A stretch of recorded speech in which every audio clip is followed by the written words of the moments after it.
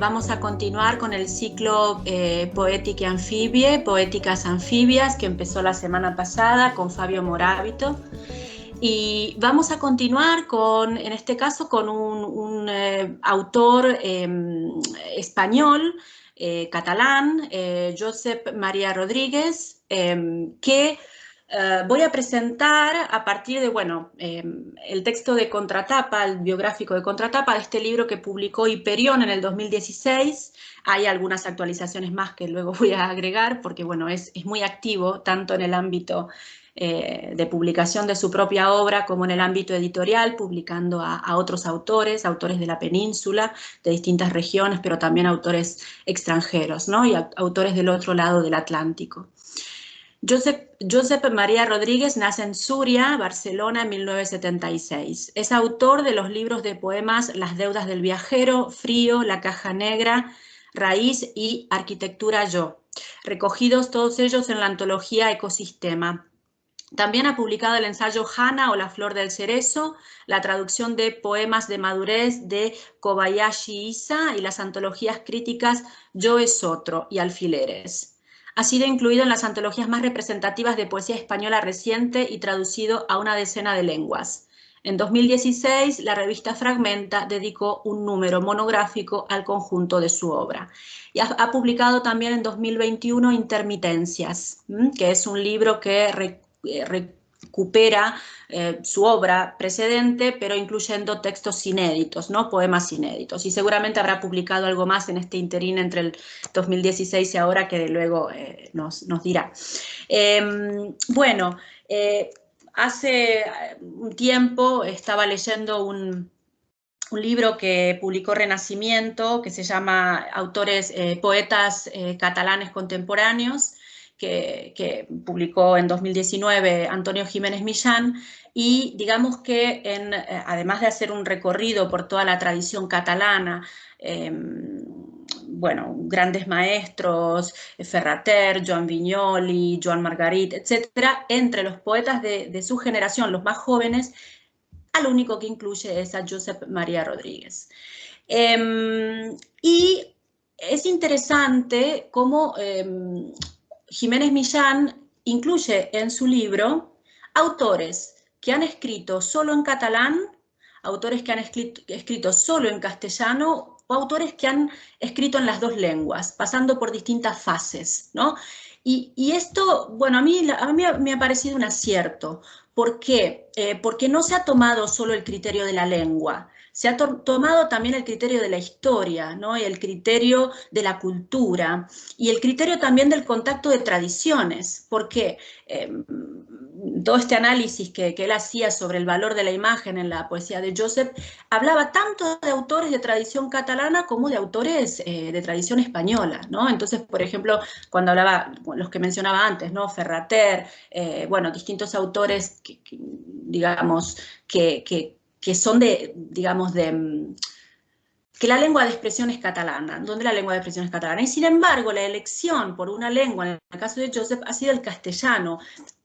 Ahora nos va a contar bien, porque ha tenido incursiones y libros y textos también en catalán. Incluso en este último, Sangre Seca, a mí me ha llamado mucho la atención. Este libro obtuvo el 24º Premio de Poesía Ciudad de Córdoba, Ricardo Molina, y me llamaba la atención que prácticamente en la mitad matemática del libro encontramos el poema Historia Natural, que está publicado como texto enfrentado, ¿no? Primero en catalán, y luego en castellano. Pero en un poeta que ha escrito la mayor parte de su obra en castellano, ¿no? Entonces, fíjense cómo, bueno, aquí tenemos estudiantes de traducción que saben perfectamente que en los textos enfrentados, en general, en la página izquierda se coloca lo que se considera el texto original y en la página derecha su traducción, ¿no? Incluso los poetas que se autotraducen suelen hacer así, escriben en su lengua materna primera y luego se autotraducen, son sus propias versiones en la derecha. Y en el caso de Josep, esto es muy representativo, ¿no? Y además en la posición que ocupa este único poema que está incluido en catalán, con lo cual estamos lo que yo creo es que hay una biografía lingüística detrás muy interesante que ahora Josep nos va a contar. Bueno, bienvenido, Josep. Hola, muchas gracias. Gracias a la universidad por invitarme y gracias a ti.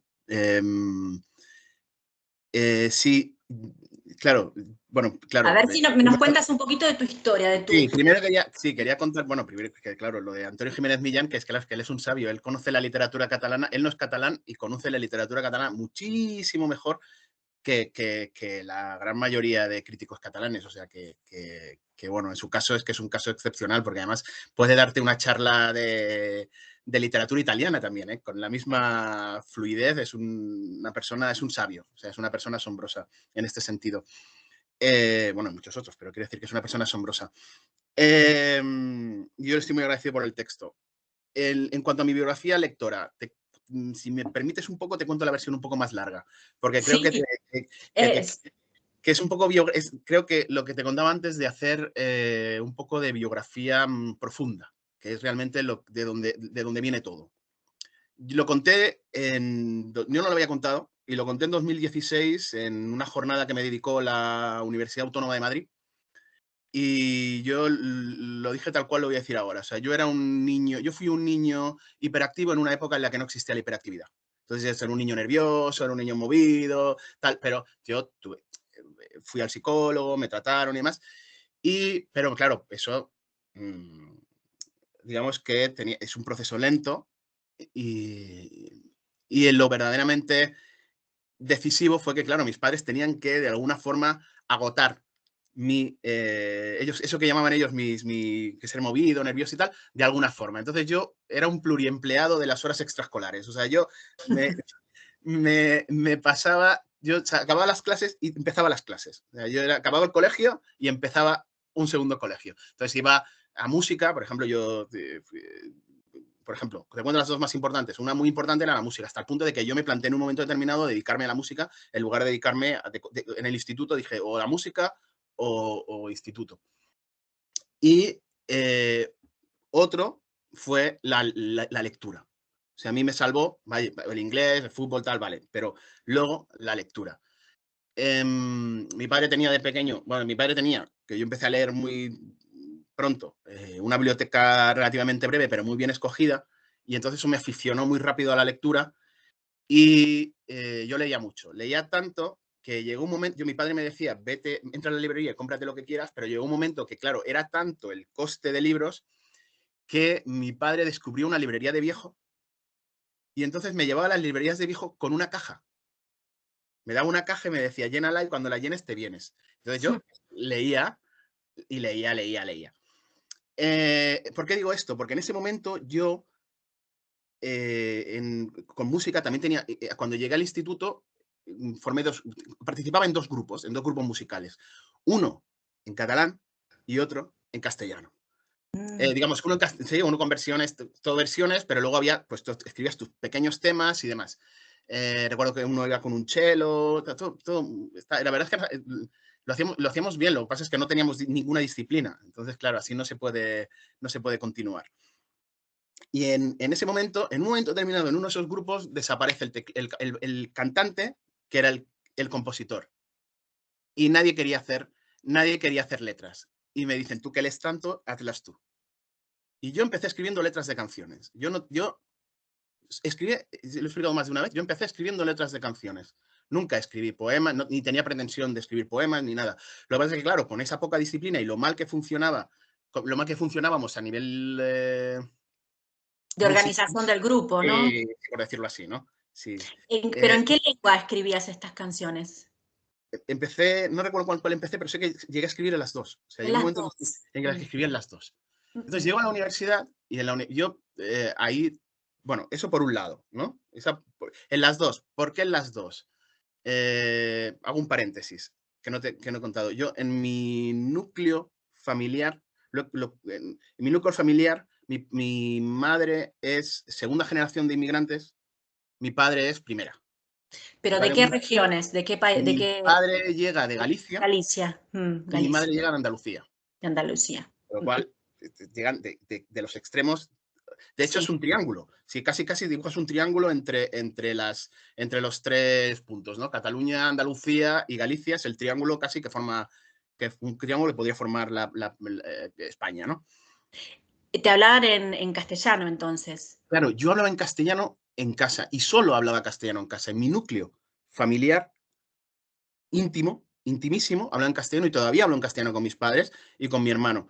Pero fuera de Cataluña, yo creo que en Cataluña son las únicas personas, bueno, más allá de algún amigo que no, que él habla directamente en castellano y tú por cortesía le hablas en castellano, pero son los demás. O sea, yo con todas las demás personas, mis mejores amigos, mi pareja, mi hijo, con todo el mundo hablo en catalán. Pero solo con ese núcleo de personas íntimas y demás, ahí hablo en castellano. Entonces, claro, yo por eso escribí en las 2 lenguas. No tenía problemas por escribir en ninguna de las 2 lenguas. Y llego a la universidad y me junto con una serie de poetas o aprendices de poetas, estudiantes con motivaciones, etcétera. Y entonces escribo, en el 98 publico este librito, Las Devas del Viajero. Pero es que ese mismo año gano Ese el por premio. pretextos, ¿no? No, ¿Pretextos? no, este te lo en Lleida solo. O sea, Ah, es una Lleida, edición, sí. sí, es una edición, bueno, la editorial pequeñita esta se llama Dama Ginebra porque la asociación, digamos, esa era Dama Ginebra, de aquí salió algún poeta también interesante como Lorenzo Plana, ¿sí? Y, y justo ese mismo año gano el premio de la Universidad de Poesía, pero es en catalán, era obligatoriamente en catalán. Con lo cual yo en el 98 me Publicas planto, bueno, en el 2 98-99 libros me en 2 planto lenguas. con 2 libros, uno en castellano y uno en catalán. Y en ese momento no digo, bueno, pues esto será escribir en castellano y escribir en catalán. Y en una conversación, tuve varias conversaciones al respecto, pero fue Luis Antonio de Villena que en una conversación, lo recuerdo perfectamente, me dijo algo así como, a mí me da igual la lengua en la que escribas, me dijo él, ¿no?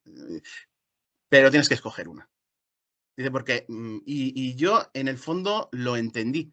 O sea, lo entendí desde un punto de vista de que conquistar una tradición, o conquistarla desde el punto de vista de escribir, ¿no? Una tradición es subir una montaña y no puedes estar subiendo 2 montañas a la vez. Porque estás bajando y subiendo, bajando y subiendo, bajando y subiendo. Entonces, en ese momento tienes que decir, escoge una, la que quieras, catalán o castellano, pero céntrate en una. Y entonces yo, que ese verano, esa feria anterior del libro, había estado en Madrid y me habían presentado a Borrás y me había invitado a comer y se había portado muy bien y yo llevaba las pruebas de imprenta, o sea, las galeradas que se daban antes en papel, que me las daba, y pues yo me las llevé y por la ilusión que tu primer libro, tal, iba a todas partes casi, no, me las acababan de dar el día de antes y claro, yo dije, pues me las llevo para el camino, para corregirlas, mirarlas. Entonces lo que hice fue decirle, como gratitud, le dije, pues mira, ten, te las dejo, te las doy, ¿no? Porque él me preguntó si escribía, y yo le dije, no, yo no dije que escribía en ningún momento, y él me dijo, estás con todos los que escriben, dice, aquí tú tienes que escribir. No dices nada de ti, pero tú tienes que escribir. Y yo entonces le di las pruebas. Y en ese momento, justo 1 o 2 días después que yo me iba, me pasé, pues lo típico, comprarte 4 libros y pasé por pretextos, compré algunos libros, me fui y me dijo, me he leído tus poemas, me han gustado. No, me dijo, es una pena que los vayas a publicar. Y yo pensé, yo Has pensé, pensado lo contrario. claro, yo No, pensé, qué mal escribo, o sea, claro. qué desastre. Y me dijo, no, es una pena que los vayas a publicar porque te los hubiese publicado yo, te los hubiese publicado yo. Lo que tengas en el futuro, cuenta conmigo para publicar. O Tú sea, conoces a Borrás, o Borrás en este sentido. Claro, a mí con 20 años, conocía, no claro, con 20, conocía esta parte de tu historia, claro, entonces, que Borrás, a quien admiramos sí, claro, mucho hombre. los dos, Yo le es, considero casi mi padre la- literario, o sea que sí, sí, por es que supuesto. por lo que me estás contando ha influido también en la elección de una lengua, Claro, ¿no? sí. Aquella conversación que él tuvo, o sea, aquel estado claro, yo me encontré con, vale, la idea es que tienes que escoger, y tienes que escoger una lengua. ¿Cuál escoges? Una que tienes una major, ¿no? Una editorial grande como pretextos, que te dice, te voy a publicar, o otra en la que vas a tener que empezar a tocar puertas. Claro. Y No, seguro. Son esas claro, elecciones que claro, cambian una trayectoria después. claro, en ese momento yo pensé, hombre, no creo, claro, yo estudio filología, escribo poesía, o sea, no me considero una persona muy práctica, ¿no? Viendo todas las elecciones que he llevado durante toda mi vida, ¿no? Pero sí creo que aquí fue una cuestión de ser prácticos. Dije, bueno, pues me decanto por la lengua castellana y vamos a ver qué tal sale por el español, ¿no? Y así fue como salió el siguiente libro, que ese sí sale en pretextos, que es este, que es Frío. Y entonces, Frío. sí, y ahí sí. Es ahí donde se habla del área de servicios, ¿verdad? Sí, juraría que es. Si no es en este, Sí, es en el siguiente. Sí, porque área de Jiménez servicio. Millán se Sí, concentra más en Frío sí, sí. y lo que he leído, sí. Sí, sí, claro, pues eso es, claro, ese es un libro que sale en el 2001, creo. Sale en el 2001, no, 2002. Sale en el 2002. Hace ya casi 20 años. Y ese, bueno, pues ahí pues la cosa fue bien y así estoy. Pero Pero has publicado otras cositas también en catalán. A sí, ver, sí, cuéntanos también de te eso. voy contando. Entonces yo por debajo, ¿no? Digamos, de una forma como más secreta, yo seguía publicando en castellano, todo en castellano, toda mi trayectoria en castellano, excepto alguna cosa puntual que a lo mejor, pues una reseña que en un momento determinado, claro, eso es crítica, eso me daba un poco igual, ¿no? Pero una reseña que te pedían en el ámbito, ¿no? del ámbito catalán, lingüístico catalán. Pero yo seguía escribiendo. Yo durante todo este tiempo, evidentemente al principio no, porque me quise concentrar mucho en la literatura, en lo que estaba haciendo, pero poco a poco tuve la necesidad de escribir en catalán. Y fui escribiendo poemas en catalán. eh, a la vez que escribía poemas en castellano. No traduciendo poemas del catalán al castellano ni traduciendo castellano al catalán. No, no, eso son dos cosas distintas que si luego quieres hablamos de eso, pero escribiendo poemas en catalán. Y, Sí. y yo estos poemas en catalán los iba guardando. De hecho, todavía yo creo que tengo ya un libro que podría publicarlo en catalán. Y sí, O sea que la creación es siempre en una lengua. sí, Es decir, más, como me decías también en un intercambio que tuvimos tiempo atrás, quizás con el catalán ha sido más anecdótico después de ese libro inicial que has publicado, pero siempre el catalán ha estado presente, pero ese poema empieza en catalán. Luego si lo traduces o no es otra historia, pero la parte de creación es en catalán. Y en castellano igual, aquellos que nacen en castellano son en castellano. O sea, están como separadas la creación y la traducción, son procesos distintos. claro, claro, porque, claro, piensa, por eso te daba la pista primera. Recuerda cómo te he dicho que empecé yo a escribir. Empecé a escribir con canciones, con lo cual para mí la música es muy importante. Claro. Cuando yo pienso en la música del poema es muy importante. Entonces, de repente, pum, oigo algo o pienso en algo, se me ocurre una palabra, una frase, un algo. Entonces, claro, si estoy hablando en catalán, si estoy pensando en catalán, estoy hablando en catalán, estoy en un contexto catalán, lingüísticamente catalán, en ese momento sale en catalán y pienso, uy, esto es un poema. Ya, ¿no? Como mentalmente, toma nota, ¿no? Me digo mentalmente, toma nota, ¿no? Y eso se queda ahí. Y eso al final acaba siendo el poema. O sea, Eh, qué importante, lo digo también, ahora que también hay alumnos presentes, qué importante que ha sido para ti la escuela, ¿verdad? sí, sí. Porque, es decir, la escuela, tanto en lo que me estás contando, de tu formación musical, que luego incorporaste de una manera verbal, ¿no? Pero atendiendo mucho, yo lo noto muy claramente en tu poesía, aunque sea poesía sin una métrica preestablecida, hay una musicalidad interna natural, pero también el tema de entrenarte en la escritura en ambas lenguas y que sean textos creados por ti, porque no era tomar apuntes, escuchar una clase y tomar apuntes, era tener que crear, ¿no? Tener que imaginar, usar la imaginación en ambas lenguas, ¿no? O sea que la experiencia educativa y temprana, en tu caso, ha influido mucho luego en lo que fue tu obra. Sí, sí, claro, en mi casa nadie me enseñó a escribir en catalán. Entonces, claro, en algún sitio tuve que aprender a escribir en catalán. Entonces, pues es evidente que aprendí en la escuela. Yo todos los conocimientos que tengo teóricos en catalán los he aprendido en la escuela o los he tenido que aprender por mí mismo a base de leer. Bueno, pero aquí sí quiero hacer un paréntesis importante también porque hay aquí alumnos. Piensen en esto, piensen que Josep nos está hablando de una época en la que en España se podía aprender en la escuela a escribir correctamente el catalán. Se podía aprender, leer y escribir en catalán, ¿no? Hay autores, ¿no?, que vivieron o que nacieron o que se escolarizaron durante el franquismo que no tuvieron esta posibilidad y eso condicionó la lengua de expresión literaria. ¿Por qué? Porque no sabían escribirlo. Entonces, la lengua en la que estaban alfabetizados, por más que luego fueran perfectamente bilingües de manera oral, que es bueno lo que le pasó a Joan o le pasó bueno a tantos otros autores, escribían en la lengua en la que habían sido alfabetizados, ¿no? Por más que tuvieran un manejo de los dos códigos perfecto. Entonces, es maravilloso escuchar esto, ¿no? De que en la formación de un escritor que luego puede elegir si seguir por la línea catalana, si seguir por la castellana, si alternar las dos, que la escuela ofrezca, ¿no?, estas herramientas para formarte culturalmente en las lecturas y en la lengua, en las lenguas que se hablan en la región, ¿no? Y esto es una conquista importantísima, que durante décadas y generaciones no pudieron, muchos autores no pudieron disfrutar, ¿no? Y ahí la censura lingüística. Y bueno, este ejemplo de la escuela que has dado es muy, muy importante, así que quería también poner el acento en esto.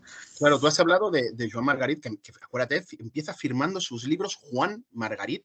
Juan Margarit y escribiéndolos en castellano. O sea, este es claro, es lo que él le viene, ¿no? Lo que a él le viene, lo que le viene dado, quiero decir, porque es una, ¿no? Él sigue esa cadena de aprender en castellano, leer en castellano, continuar en castellano. Pero es que no hace tanto. O sea, David Castillo, que es más joven, David Castillo, yo le acabo de escribir, ahora va a salir una antología que me pidió que le escribiera el prólogo, y lo cuento en el prólogo porque me lo contó él. Dice, yo aprendí, él es un autor catalán, en catalán, básicamente, aunque tiene alguna cosa en castellano de los comienzos, como Joan. Dice, yo aprendí catalán en la universidad. O sea, yo aprendí catalán en la universidad. O sea, que es fácil. Claro, a mí me resulta como un... Claro, en este sentido, claro, fíjate en mi caso, no hubiese aprendido nunca catalán. Claro, No. quizás lo manejabas como código en casa. De hecho, esto que estás diciendo de Margarit, cuando él dijo su discurso de la lengua, poco antes de morir, él dijo en un momento que él era Joan en casa y Juan en la calle, ¿no? Entonces es que es un contraste, bueno, eso da la dimensión de ese desgarramiento, ¿no? Ese desgarramiento, porque la lengua está encarnada en la identidad, ¿no? Y bueno, en tu caso, tú tienes una historia totalmente bicultural y bilingüe también por tus padres, ¿no? Entonces, digamos que nos lo has explicado muy, muy claramente esto. Y luego, a ver, vamos a hacer luego continuamos con nuestra conversación. A mí me gustaría que leyeras Historia Natural, Claro. si es posible, en el orden en que están, o sea, el primero en catalán y luego en castellano. Claro, porque es un poema catalán. Por eso, en ese caso, que no lo acabo de contar, luego sigo, si quieres, haciéndote el recorrido este que te estaba haciendo, no lo he... está en catalán porque es la primera vez que de esos poemas que yo tenía ahí en catalán, de repente digo, este lo voy a publicar, porque habla del bilingüismo y me define. O sea, aunque no exactamente, porque hay un pequeño cambio, porque si no era muy largo, o sea, muy difícil explicar que una lengua la aprendí afuera y otra aprendí en casa, y tal, eso me parecía como muy complicado para que, o sea, se me hacía muy largo en el poema y necesitaba pasar por encima de ahí, ¿no? Pero sí, yo lo leo. Este poema habla de Quinto Ennio, que es un escritor latino que precisamente él hablaba 3 lenguas y del que, bueno, pues del que decían que como hablaba 3 lenguas tenía 3 corazones. Història natural. A la llotja, exposades les formes de la mort. Les caixes amb les tímides cloïsses, els llenguados 2D o els raps amb unes dents sortides d'un malson infantil. Fa temps que vaig llegir que els pops tenen 3 cors. De Quinteni també es deia el mateix, un per a cada una de les llengües que li van ensenyar. A casa meva en vaig aprendre 2, la llengua de la mare i la llengua del pare. Ara la casa és buida i jo sóc com un pop que ja ha perdut 2 cors. Només me'n queda un i no l'ensenyo. Potser ho faré, qui sap, quan m'exhibeixin dins la meva caixa. Y en castellano, historia natural. Expuestas en la lonja las formas de la muerte. Las cajas con las tímidas almejas, los lenguados 2D o el rape, cuyos dientes parecen perseguirme desde mis pesadillas infantiles. Recuerdo haber leído que los pulpos tienen 3 corazones. También de Quinto Enio se decía lo mismo, uno por cada una de las lenguas que aprendió de pequeño. A mí en mi casa me enseñaron 2, la lengua de mi padre, la lengua de mi madre. Pero ahora la casa está vacía y yo soy como un pulpo que ha perdido ya 2 corazones. Me queda otro, pero no lo muestro. Tal vez lo haga al final, cuando me exhiban dentro de mi caja. A ver, considerando que has querido también empezar esta entrevista hablando de esa experiencia de la caja de libros, de hecho a mí me ha llamado mucho la atención que has hablado así como histrónicamente, una caja de libros, ¿no? Un niño que tiene que llenar una caja. Aquí, claro, también se está jugando con la idea del ataúd, ¿no? Y de otro tipo de cajas. Sí, claro, Pero claro. la caja, ¿no? Es como una especie de símbolo, ¿no? Un símbolo importante. Como también, mira, hacemos un pequeño paréntesis literario. En este poemario identificas, dices que la poesía es como sangre seca, ¿no? Y también, bueno, antes hablamos del área de servicios. ¿Cómo no?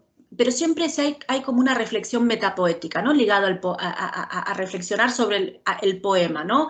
Entonces, ¿nos podrías explicar un poquito por qué área de servicios y por qué sangre seca? Es Bueno, pues complicado. claro, no, pero fíjate, todo tiene que ver con esa sensación de que a mí se habla mucho así como de un modo, si quieres, hasta cursi, ¿no? Oh, me ha salvado la poesía, etcétera, etcétera. Pero es que a mí sí me ha salvado la poesía, pero desde un punto de vista que te he contado, o sea, yo era un niño que era incapaz de estar quieto y las únicas formas en las que yo me quedaba quieto era leyendo, era escribiendo. Entonces, claro, a mí me ha enseñado a quedarme, o sea, me ha enseñado a ser social. Yo, gracias a la poesía, soy un ser mucho más social. Entonces, claro, mi forma de entender la poesía es siempre desde la gratitud. Es un área de servicio, si quieres, donde descansar, o fíjate, ¿no? Hablo de la poesía, mi escritura como una caja negra, como un lugar, la caja negra de los, aunque es Sí. naranja, ¿no? La caja negra de los aviones que registra todo lo que te pasa, pues a mí también me sirve para registrar eso, para como una especie de álbum fotográfico al que volver luego, ¿no? Hablo de, sí, pues de todas estas cosas que tú vas contando. Sangre seca porque es una parte de mí que se queda ahí. Pero es que además ese poema, Sangre seca, tiene mucho que ver con un poema anterior de Arquitectura Yo, que si me dejas te lo leo para que veas un poco también mi forma se llama B positivo porque yo soy donante de sangre y este poema habla precisamente de sangre, como que por eso enlaza con el que te decía, con el que tú citabas, perdón. Y un día, pues mientras daba sangre, tan importante ahora que nos hemos todos vuelto un poco más misántropos, pues mientras daba sangre, el dios de la sangre que das, pues me dio a mí este poema. De cerca es como el mapa de un sitio al que no has ido, porque, perdón, empiezo, que es que quería hacer una cosa, es que con esto de las tecnologías no acabo de... De cerca es como el mapa de un sitio al que no has ido, pero querrías ir, porque una aguja marca su destino concreto. Abro y cierro la mano. Que la sangre circule hasta la bolsa y allí espere paciente hasta llegar a ti, mientras yo me pregunto a qué parte de mí he renunciado o si habrá algún recuerdo que ya no fluirá más. Tengo hermanos de sangre a los que no conozco. ¿Sabrán reconocerme si se cruzan conmigo? ¿Y qué sentiré yo al saber que mi sangre circula por sus venas? Abro y cierro la mano, mientras pienso si eso no es también la poesía. Tomar sin merecer, ser en el cuerpo de otro. Bien, bueno. Vamos a ver, también me gustaría hablar un poco de tu labor editorial ¿Y Sí. en qué lenguas publicas qué cosas, ¿no? Porque independientemente de tu persona como autor, como escritor, también la faceta de gestor cultural, ¿no? En este ámbito bicultural, bilingüe, bueno, a ver que nos hables un poco de eso. ¿Y Sí, yo por qué? A siempre lo he ver. tenido bastante claro. Fíjate que yo antes de publicar, yo cuando en el 98-99 publico mis dos primeros libros en castellano y catalán, ¿no? Que se gestan los dos en el 98, bueno, se gestan, uno recibe el premio y el otro se publica. Antes de darle el libro, mi siguiente libro de poemas, yo publico en DVD una antología generacional, yo es otro, autorretratos de la nueva poesía, en la que le pido a 29 poetas, entre los que está, bueno, 29 poetas que hagan un autorretrato jugando con lo que había hecho el Liberal, ¿no? Pues con una sección que tenía el Liberal en la que cada poeta se definía, escribía un autorretrato. De ahí sale, por ejemplo, Mi infancia son recuerdos de un patio de Sevilla. Ese es el autorretrato que se hace, así como de encargo, Antonio Machado, que tú dices, así, sin más. Claro, O sea, que así. uno pensaría que por encargo en general lo que va a surgir es acartonado y después Machado, claro, bueno, Machado es Machado. Claro, Bueno, todos, ¿no? Por ahí pasan todos, pasa Manuel también, pasa Juan Ramón, bueno, pasan muchos, ¿no? Entonces, pues le pedí, más o menos generacionalmente, que hiciera un autorretrato. Pero en este momento yo ya tenía claro que no querías que fuese, o sea, hay autores españoles, o sea, en castellano quiero decir, pero también están autores vascos, autores en gallego, autores en catalán, autores incluso en bable.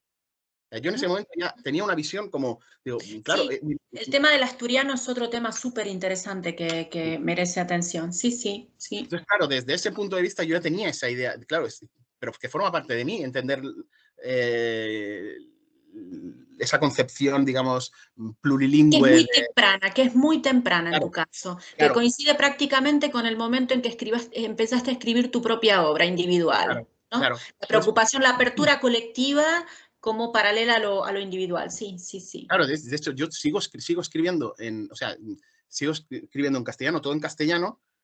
A lo que no renuncio, eso sí, es a incorporar toda la tradición catalana, Viñoli, Ferraté, a mis poemas, ¿no? Ahí tengo, de hecho, un poema sobre Ferraté, un poema sobre una variación de Viñoli. O sea, ya eso sí que lo incorporo porque eso forma parte de mí. Claro, ya me parecería como amputarme, ¿no? Como Claro. demasiado exagerado, ¿no?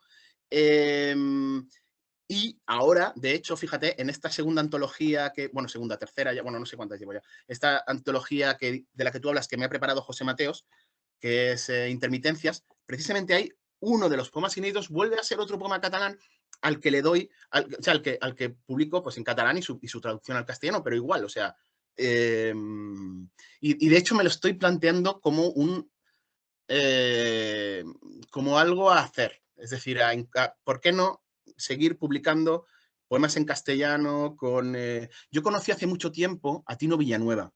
Tino Villanueva es un poeta chicano que él incorpora él ganó un premio, no sé, no recuerdo exactamente no recuerdo exactamente qué premio era. Yo creo que el American Books Award, pero sí, juraría que era uno de estos, pero Tino Villanueva, él es en el sentido más, él mezcla de repente un trozo en castellano, otro trozo en inglés, y él lo mezcla todo como mucho más marcado, ¿no?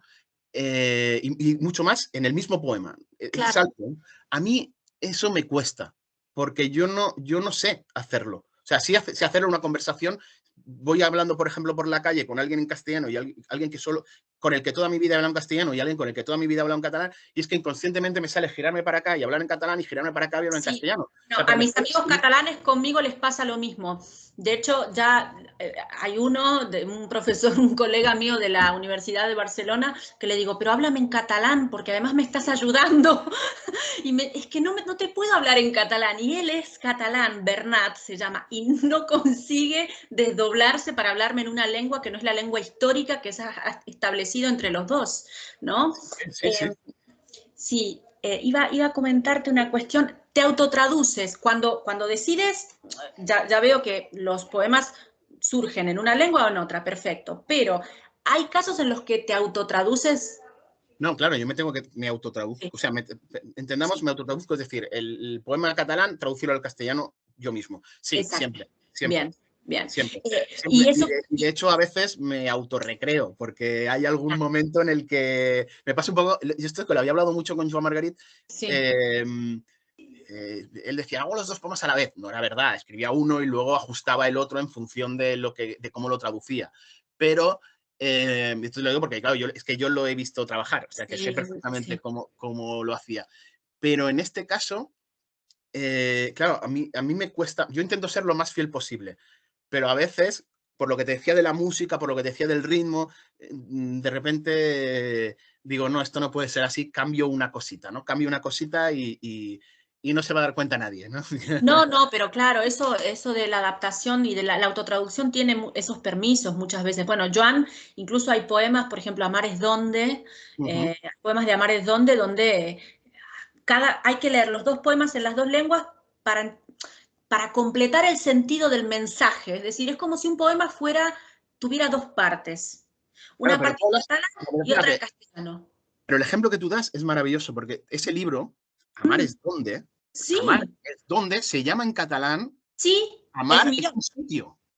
Es un sitio, es un lloc, sí. Sí, es un lloc, Amar es un sitio, y él lo traduce como Amar es donde. Es donde, Amar es un lloc, No Amar son es lo donde. mismo. Sí. No son lo mismo. No son, o sea, tienen relación, evidentemente, es un sitio y es un donde, ¿no? Por decirlo así. Tiene una cierta relación, pero no es lo mismo. Decir, es querer o amar es donde y amar es un sitio. O sea, son cosas distintas. Sí, totalmente. Y lo maravilloso en el caso de Margarit es que para tener la visión completa del poema hay que leer los dos, porque cada uno te ofrece una variación distinta del mismo tema, ¿no? En Amar es donde lo vi muy claramente. Y luego, por ejemplo, en Los motivos del lobo a veces pasa también que, por ejemplo, este poema que mencionaba ayer, Principios y finales, ¿no? El final el catalán tiene otra mirada del asunto, ¿no? Y bueno, claro, siendo él el autor de las dos versiones, entonces puede hacer lo que quiere y nadie lo va a acusar de traidor.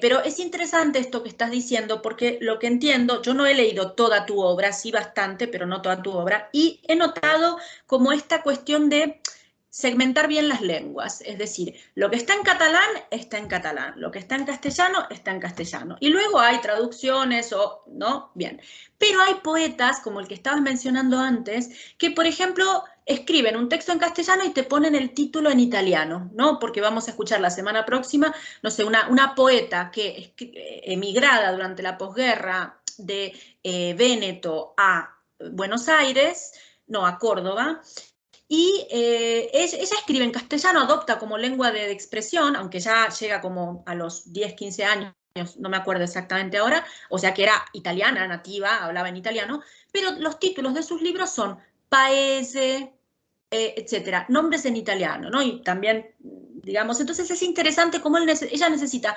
agrupar todo bajo un título en italiano, ¿no? Como si arriba tuviera que estar el italiano, pero luego se expresa en otra lengua, que es la lengua adoptada, ¿no? Que es la lengua de expresión. O sea que cada caso es un caso distinto, interesante, que forma parte del estilo, ¿no? Forma parte del estilo. Sí, es que el bilingüismo, te comentaba, yo abro la puerta y me encuentro personas bilingües, en un grado o en otro, ¿no? Pero me encuentro personas bilingües. Cada uno es un caso. Entonces, claro, llevar eso a la literatura es todavía mayor, o sea, es como sí, no hay tantas concomitancias, no las hay, porque claro, yo no le podría poner un título catalán, además, no sé si estaría bien visto. Entonces, también sería, Exacto, porque ¿sabes? No sé si estaría bien visto que yo le pusiera un título catalán a un libro castellano y un título castellano a un libro catalán. Eso, ¿ves? Ahora, desde un punto de vista, no lo sé. O sea, ahora me has creado una curiosa Pero duda qué interesante esta conversación, ¿sabes por qué? Porque esto que me estás diciendo a partir de tu intuición de hablante tiene que ver con la diferencia cuando hay dos lenguas nacionales donde no hay una asimetría de poder entre las dos. Por ejemplo, si hablamos de italiano y hablamos de castellano, el castellano se habla en países donde no se habla el italiano, son naciones distintas, entonces no hay problema. Wilcock, cuando viaja de Argentina y adopta el italiano cuando vive en Italia, adopta el italiano y nadie va a decir, adoptó la lengua del colonizador, o no, digamos, ¿no? Es como que no se plantea una simetría de poder. Mientras que cuando existen lenguas cooficiales, oficiales y cooficiales, se plantea siempre una cuestión de asimetría de poder, que a veces puede tener que ver ni siquiera necesariamente con una cuestión política, con que estuviera Franco, sino con cantidad de hablantes. Hay una lengua que se habla por menos personas y hay otra lengua que se habla por más personas. Entonces, hay una que tiene más prestigio, más difusión, y la otra, digamos, queda como en una jerarquía inferior, ¿no? Y ahí, claro, es más complicado porque entiendo lo que estás diciendo, se podría tomar, se podría hacer una lectura política de la convivencia de estas dos lenguas. Bueno, Así claro, que, es que hay mucho material a nivel sociolingüístico, a nivel político del uso del catalán y del castellano. Es un mundo, o sea, es un tema realmente que tiene esa derivación.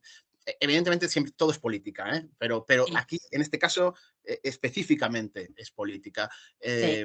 El uso de una lengua, de la otra, en un contexto determinado. Ahora, por ejemplo, hay un problema en Cataluña. Bueno, un problema, no es un problema, es un debate, ¿no? Se está debatiendo en Cataluña el uso del castellano y del catalán en porcentaje dentro de las escuelas obligatorio. Que esto se había llevado muy bien durante un tiempo. Era como algo que se había pactado muy bien y ningún gobierno, como cuando funciona no lo toques. Y Sí. ahora, de repente, se vuelve sobre eso. Se vuelve sobre la idea de que debe haber un tanto por ciento, no sé si está en el 25% en castellano obligatorio, y o sea, no recuerdo exactamente los datos, pero están en ese debate justo ahora. Mm, Entonces, hay una guerra de poder ahí, pero una guerra de poder que luego yo a veces pienso que tiene más que ver con con las apuntarse una cúpulas medalla. Sí, y no con los ciudadanos, ¿no? Muchas sí, veces. sí, sí, sí, sí. Es Mm, decir, con yo me pongo la medalla porque he recuperado el castellano para Cataluña, o al revés. Yo no estoy combatiendo contra la imposición del castellano en Cataluña, ¿no? Bueno, mm, ¿no? O sí. sea, claro, a mí es que yo desde mi punto de vista me dicen tienes que renunciar a una de las dos lenguas y es como si me dicen a qué ojo quiero renunciar. Y digo, Ay, bueno, pues además es que, claro, porque es que además es que una lengua es una forma de mirar el mundo, claro, absolutamente. Claro, claro. entonces, claro, me perdería un ojo. O sea, yo recuerdo perfectamente como en una clase en la universidad, cuando hacía el doctorado, una profesora comentaba que no recuerdo que una profesora invitada comentaba que no recuerdo en qué lengua sueca hay nórdica era, no sé si era el sueco o el noruego, el finés, no recuerdo exactamente no sé, no recuerdo exactamente el ámbito lingüístico, pero sí recuerdo que ellos hablaban de sentarse, nosotros dijimos nos sentamos en la mesa, o a la mesa, ellos hablan de sentarse tras la mesa. ¿Por qué? Porque como hacía tanto frío, tenías que ir detrás donde se estaba más caliente, donde estaba también la estufa aquella, ¿no? Como debajo de la mesa, y entonces era como te sientas detrás de la mesa para alejarte al máximo de la puerta, que es por donde entra el frío, ¿no? Y es una visión cultural de la lengua, es, ¿no? Una forma de entender el mundo. Entonces, claro, renunciar a una me parece así como me parecería como Una demasiado. amputación, una amputación, Sí, sí, una sí, sí, sí. amputación. ¿Mm? Em, bueno, a ver, me gustaría, ¿quieres leer algún? A ver, antes de pasar a alguno de tus poemas, me gustaría que escuchemos alguno de tus poemas más en la lengua que quieras. Acerca de tu labor editorial, ¿publicas poetas y autores de otras comunidades autónomas de España? Sí. ¿Publicas? Cuéntanos un poquito sobre eso. Yo codirijo tres colecciones de poesía en catalán. Yo trabajo para un sello, bueno, editorial que tiene dos sellos, uno en catalán, que se llama Pagès Editors, y otro en castellano, que se llama Milenio. Entonces, en el sello catalán yo dirijo tres colecciones de poesía. Tres colecciones de poesía. Y donde te traigo algunos libros aquí para que los veas. Así te das un poco la idea de lo que publicamos. Y a ver, que ahora está costando, son muchos, y no quiero. Ah, sí, ahora. Tranquilo, tenemos tiempo. Mira, por ejemplo, ¿ves? Esta antología de Antonia Vicens, que fue Premio Ah, Nacional. sí, Antonia Vicens, Premio Nacional, ¿no? Claro, o esta antología de Dulos Miquel, por ejemplo, que es en una de las líneas que son de antologías, o por ejemplo en la colección de poesía que ahora, mira, antes era un diseño era este diseño, por ejemplo. Bueno, tuvo 3 diseños. Primero tuvo este, por ejemplo, este, que aquí ves, por ejemplo, es la poesía de Paul Auster, que es un diseño como muy minimalista. Sí. Luego, por ejemplo, esto, que es casi con su CNF y demás, que es como la traducción de Baudelaire, de Valéry. Y luego ahora le hemos dado otro giro desde hace poco con un diseño mucho más colorido, ¿ves? Que es como así, ¿ves? Sí, sí, sí, Donde sí. publicamos, pues esto es, claro, y donde, por ejemplo, hemos publicado, fíjate, un libro de Felicia Fusté, que es una autora en el que muchos autores escriben sobre, cogen un poema de Felicia Fusté y sobre él escriben alguna cosa. Autores, pues, no sé, como Sam Abrams, Miquel Desclot, Ponsa Lorda, Forcano, Víctor Suñol, no sé, Antonia Vicens, Joan Mapón, Alex Susana, Francesc Parcerisas, o sea que, como ves, es... Parcerizar. Y el último que ha salido, que además creo que te parecerá curioso, es este libro de Antón García, que es de un autor en bable, o sea, en asturiano, que con su traducción al catalán. Porque, claro, Wow. publicar libros en castellano y en catalán no tiene mucho sentido. O sea, a mí han llegado muchas veces, sí que lo hemos hecho alguna vez, muy poca, con Badosa, por ejemplo, como una especie de homenaje. Le publicamos Mapa de Grecia en la versión bilingüe, pero no lo solemos hacer. ¿Por qué?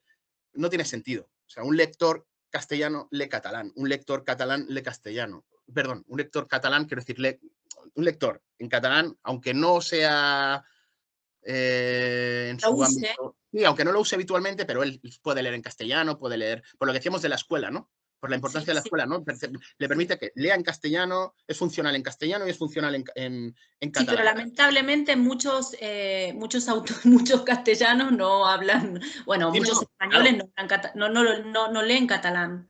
claro, es eso, sí, sí, pero cuando tú estás, me refería solo al estado, al lugar, en Cataluña, Sí. solo en Cataluña, centrado solo en Ah, no, Cataluña. claro, por Centrado solo supuesto. en Cataluña. En Cataluña no tiene sentido Que de sea repente bilingüe. traducir un Claro, libro del castellano al catalán, porque cualquier lector claro.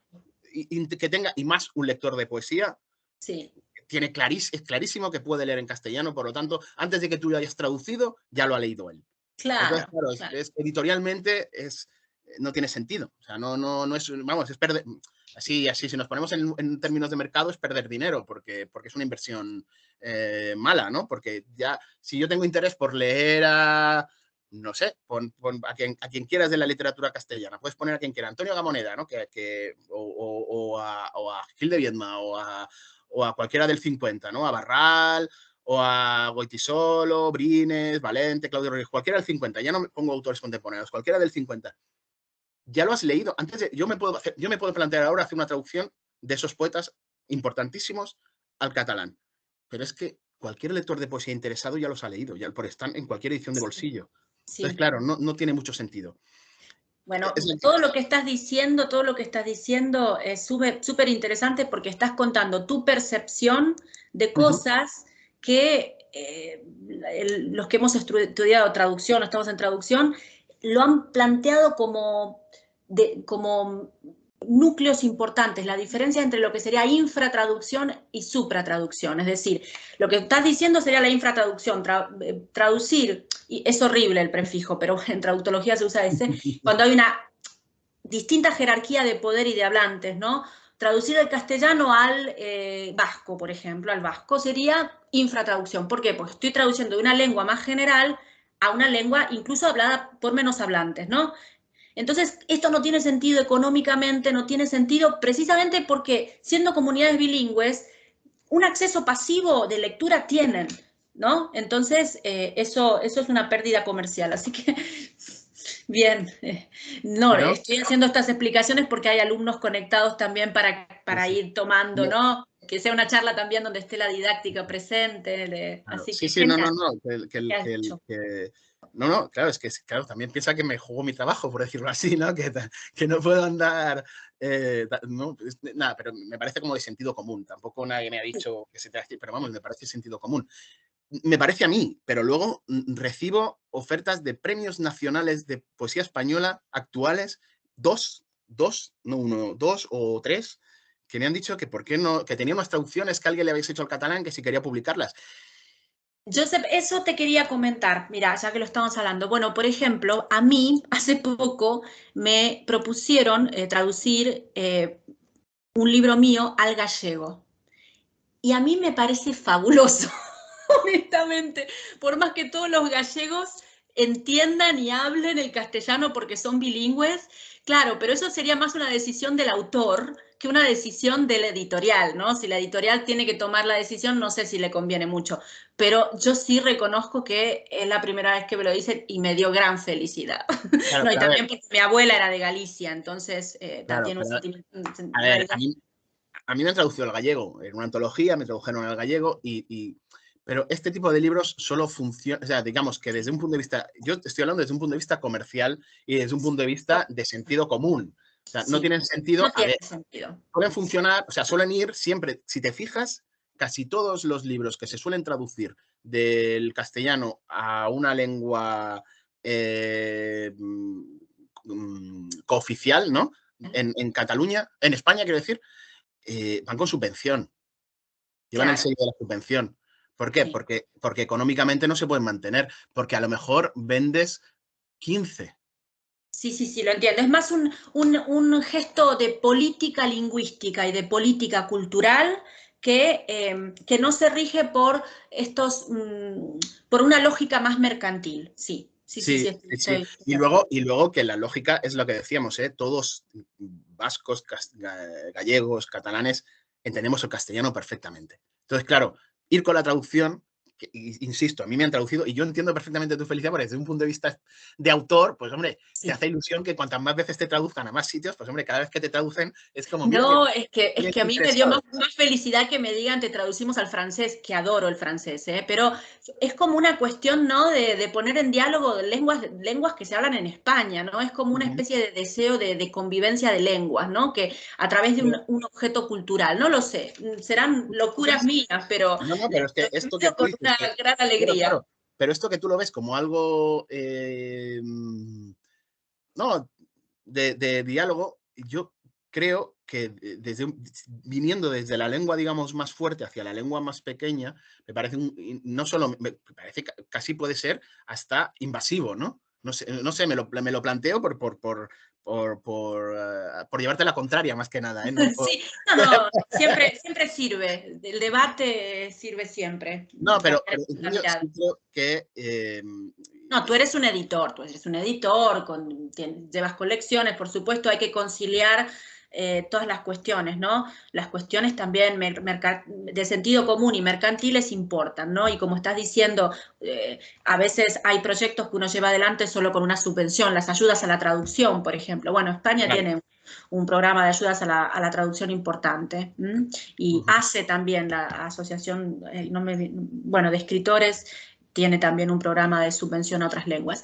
¿Nos leerías algún poema para Sí, ir espera, que terminando? sí, te acabo rápido porque Sí, no te he hablado de la colección en castellano. A la vez que llevo esas tres colecciones en catalán, llevo, por sí. ejemplo, esta colección de poesía que te pongo así para que la veas, donde hemos publicado. ¿Ves? Por ejemplo, si hemos Estas publicado las he visto, a las he Yolanda visto en la Castaño, red, por ejemplo, a a Yolanda Yolanda Castaño, claro, Castaño. que es gallega, sí la hemos traducido al castellano, porque eso sí nos parecía que tenía, ¿no? Pues esto sería la colección en castellano, Vicente Gallego, José Mateos, ahora sale el próximo, ahora está sale el 9 de diciembre, o sea, está en máquinas el nuevo libro de Aurora Luque, o sea, Ah, que esa es un poco la línea, y luego además llevo también la colección de narrativa en castellano y la colección de ensayo en castellano. Esas tres colecciones en castellano y las otras tres de poesía en catalán. O sea, que es un poco... y entonces ahí sí veo, ¿no? Sí veo cómo laten diferente las dos lenguas, como el latido de las dos lenguas es distinto. sí. Mm, los intereses, estilísticamente, cómo de repente una funciona una cosa y en otra no, y Sí. por eso te Sí, sí, decía en historia natural, por ejemplo, muchos versos están alternados entre una que... lengua y otra, porque responden a una musicalidad distinta. Se ve incluso de manera gráfica, haciendo la comparación. Y ese libro de Yolanda, que aprovecho para decir que es nuestra invitada de Galicia, el 9 de diciembre. ¿Ese libro lo ha autotraducido, se lo tradujo ella? Sí, Yolanda Sí. se traduce ella. Yolanda Ah, se bien, traduce ella. Yolanda bien, se bien, traduce ella, sí, sí. Bueno, hasta bien. donde yo sé. Es más, le puedes decir de mi parte que alguna vez el editor le ha hecho alguna sugerencia y ella No, No no, no, quise. no, no, No, porque, no, es no, su porque versión de autor. esto ya lo publiqué allí, entonces ya no quiero tocarlo y es, bueno, pues todos, yo siempre digo lo mismo, yo sugiero, pero no impongo, que, Claro, que claro. eso es muy feo. Pues sí, si quieres te leo un poema Sí, ya. perfecto. ¿Cómo lo quieres? Que esto es No, como. elige tú. No, puedes si quiere, para no tener que elegir, leer dos, uno en cada lengua, si Vale, quieres. vale. Pues venga, te voy a leer entonces dos, uno en cada lengua. Voy a empezar con uno de arquitectura yo también, que se titula Primera visita al zoo, que hoy que me has hecho volver mucho a la infancia, pues tiene mucho que ver, ¿no? De repente me viene más, ¿no? Primera visita al zoo. Sí. Tenía 12 años y mi madre me regalaba un mundo para mí.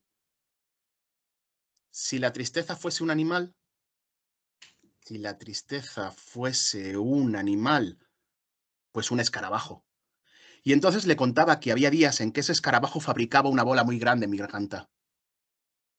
Los ojos de mi madre eran de búho. Parecía entenderme sin hablar. ¿Y cómo te imaginas ser mayor? No sé qué respondí. Tenía 12 años. Aún no comprendía que crecer es ir al zoo y solo ver barrotes. Y si quieres, pues te leo uno en catalán, que ahora últimamente estoy empezando a publicarlos en sitios muy sueltos.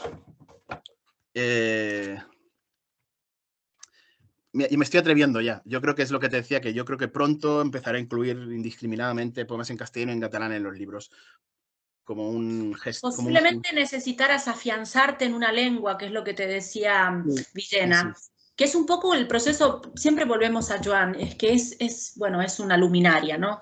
Él se sintió más seguro en las dos lenguas precisamente a partir de los 40 años, me contaba, en torno a los 40. Pero antes, digamos, escribía en las dos, no tenía muy claro bien, era como que a partir de los 40 hay como una madurez de su bilingüismo poético, tiene las cosas mucho más claras. Yo creo que fue Posible. incluso, me atrevería a decirte que fue incluso hasta después. Fíjate, en Mm. el caso de Joan, yo creo que fue hasta después, que es cuando 46. ya, sí, sí, o sea, que fue con ya sus libros de madurez, cuando él ya sabe en esos momentos los concebía como un libro que tienen que Sí, salir a la vez en castellano y en catalán. En los sí, primeros sí, momentos, claro, como Estación de Francia es del 99, así que claro, sí, más claro, tarde, sí, claro, sí, sí.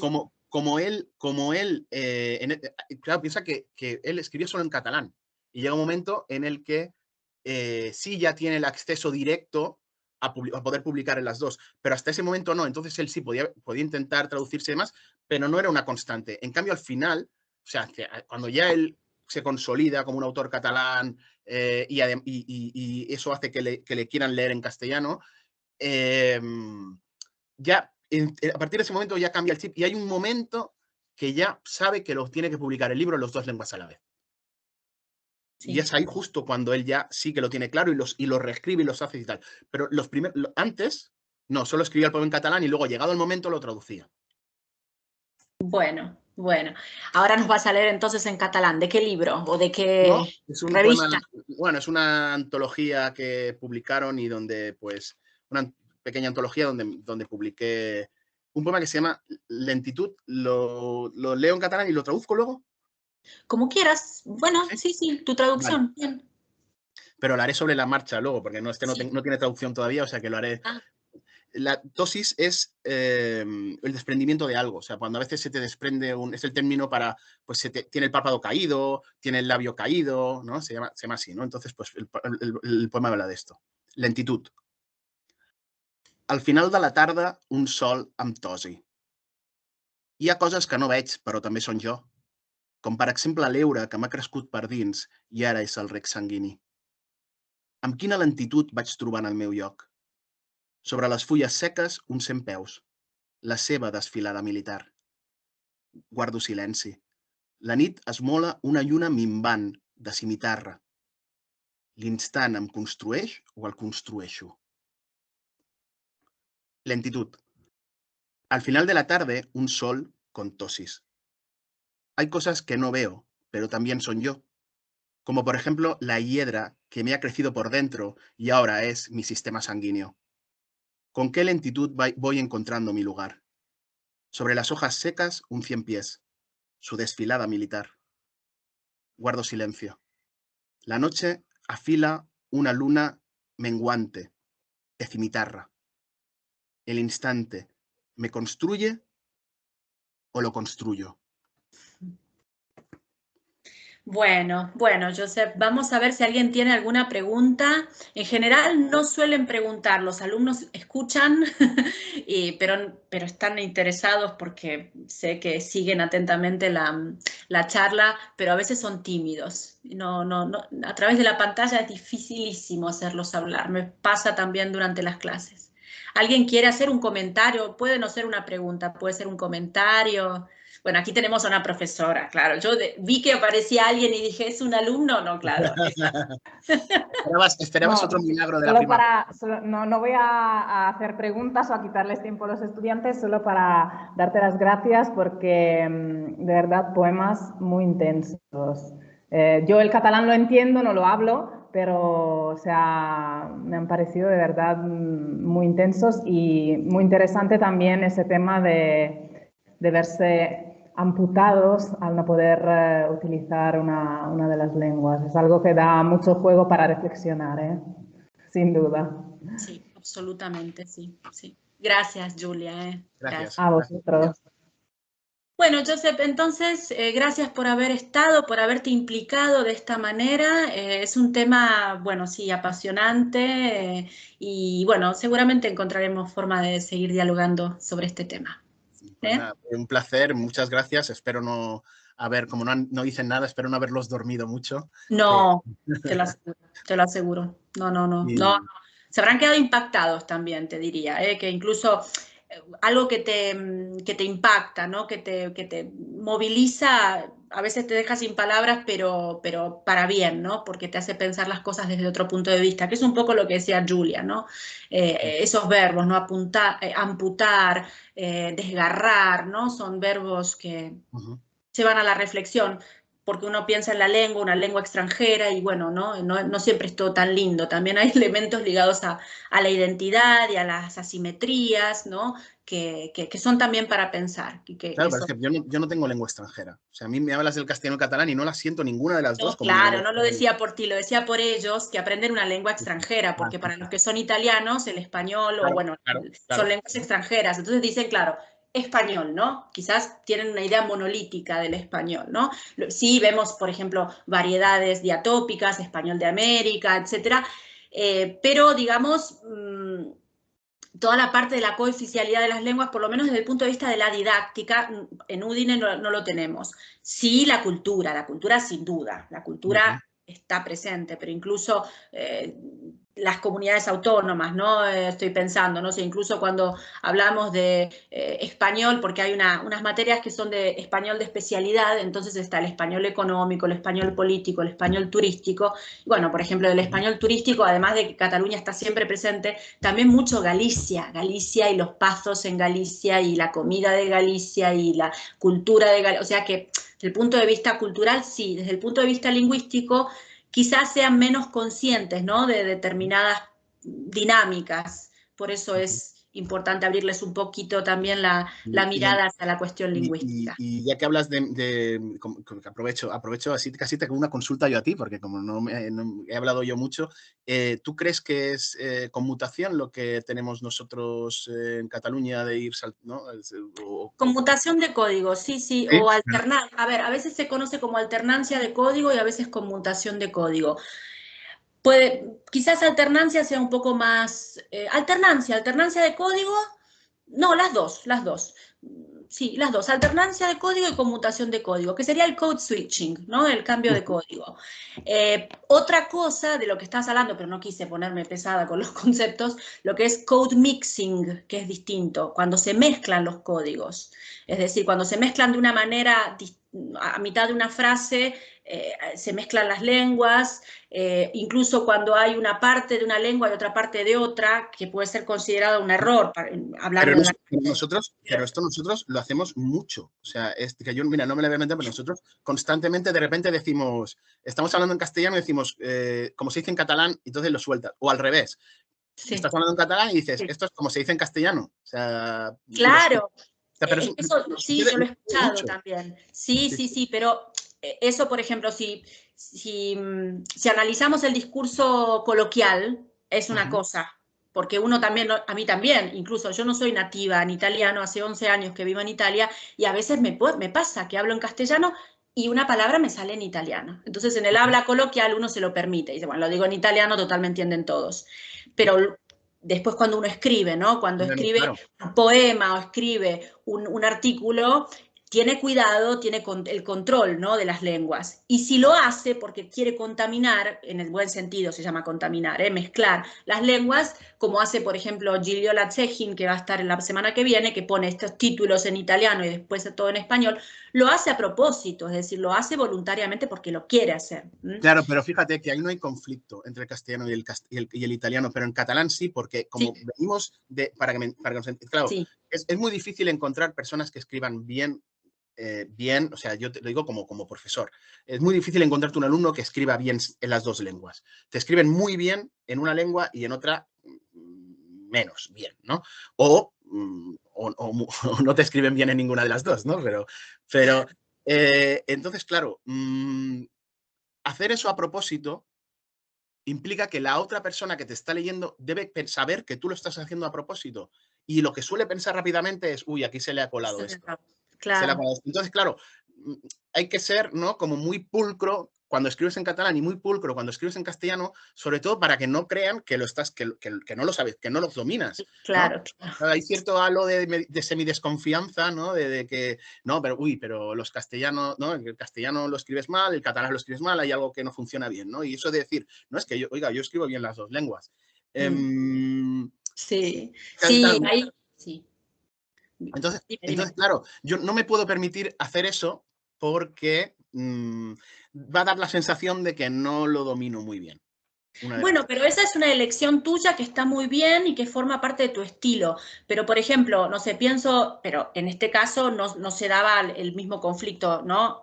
Por ejemplo, Hellman de golpe te transformaba las palabras que parecía que eran errores, ¿no? Ponido, en vez de puesto, sí, ponido, puesto, morido en vez de muerto. Pero claro, él lo hacía primero en un país, Argentina, que no era, o sea, sí hay otras lenguas, ¿no?, pero minoritarias, precolombinas, pero no es la misma situación. Y lo hacía como una parte de su estilo, ¿no? Quería reproducir el habla infantil, por ejemplo, ¿no? Entonces, claro, el niño que todavía no ha interiorizado las irregularidades del español. A veces puede ser un estilo, pero si te aparece muy de vez en cuando, claro, uno tiende a pensar que es un error, como dices tú, como dices tú. Por eso, claro, mira, hoy, por ejemplo, te hablo de David Castillo, ¿no? Pues hoy, por ejemplo, le repasamos, ha entrado hoy en Máquinas la antología esta que te decía, y repasamos un verso que él dice, y tienes que tener cuidado con los puntos y final, y acaba la estrofa y no pone el punto. Y tú piensas, y yo le he llamado y le he dicho, este punto y final no lo pones deliberadamente o es un error. Pero claro, cuando salga impreso ya todo el mundo pensará que es una broma. Pero claro, cuando tú estás ahí viendo la maqueta dices... Claro, es que esa también es tu mirada de editor, esa es tu mirada de editor. A mí eso me ha pasado muchas veces, sin ir más lejos. Una reseña que escribí para la revista Mediodía, que salió por Sevilla de Renacimiento, menciono una revista cubana que se llama Revista de Avance, todo en minúscula, o sea, la R en minúscula. Entonces me lo corrigieron en mayúscula. Y a mí me pareció raro porque son especialistas en vanguardia. Entonces digo, miren que originalmente se escribe todo en minúscula. Lo sabemos, pero hemos adoptado un criterio editorial para que la gente no piense que nos equivocamos. Entonces, esto uno tiene que sopesar ante estas innovaciones lingüísticas, porque ellos eran cubanos de vanguardia. La vanguardia hace lo que quiere, ¿no? Te cambia las mayúsculas, experimenta, ¿no? Entonces, bueno, chao Julia, chao, chao. Y claro, a mí me ha pasado también como editor, claro, Eduard Escuffet firma todo, su nombre siempre lo pone todo en minúsculas. Claro. Pero claro, hacíamos ahora este libro que te decía de Felicia Fusté y iban los nombres de los autores y tal. Si yo ponía todo Eduard Escuffet, todo en minúscula, junto a todos los demás en mayúsculas, y iba a parecer que me había equivocado. Entonces se lo dije, digo, ¿esto qué hago? Le planteé mi duda y él, que domina mucho los temas tipográficos y demás, me dijo, no te preocupes, ponlo en mayúsculas. Pero... claro, claro, no, entonces, y lo del punto también hay poetas, también otros poetas que nunca ponen puntos porque tienen la idea de que un poema tiene que dialogar con otro. Entonces es una elección estilística, no es ya lingüística, no es estilística. claro, pero claro, es lo que te contaba de Tino Villanueva, perdona, que te he cortado. Sí, Claro, él, si él decide, Tino Villanueva, de repente hablar en castellano y en inglés dentro del mismo poema, y siempre son iguales, pues tú ya te juegas a eso como te crees que Macondo existe, ¿no? Tú ya claro. tú ya juegas a eso. Pero si no, si de repente ahora me despertase y de repente quisiera hacerlo así, o escribo un libro solo así y que se vea que es en ese libro, o yo no puedo hacer eso en un poema porque es que van a pensar que Claro. se me han mezclado los archivos o algo raro, ¿no? Exacto, exacto. Bueno, Josep, entonces vamos a ir despidiéndonos. Ha sido un gran placer y vamos a tener otros espacios para seguir hablando. Además, porque yo después tengo que escribir sobre todo esto, entonces te voy a hacer preguntas seguramente y comentarios o que me aclares alguna cuestión, ¿eh? Bueno. Muy bien, muchas gracias a ti, muchas gracias de nuevo a la universidad y a los alumnos. A los alumnos. Gracias a los alumnos. Muchas gracias también a ustedes, que yo sé que están ahí escuchando atentos, porque yo los conozco. Son tímidos, pero siguen y responden. Gracias di cuore, ciao. Buenas tardes.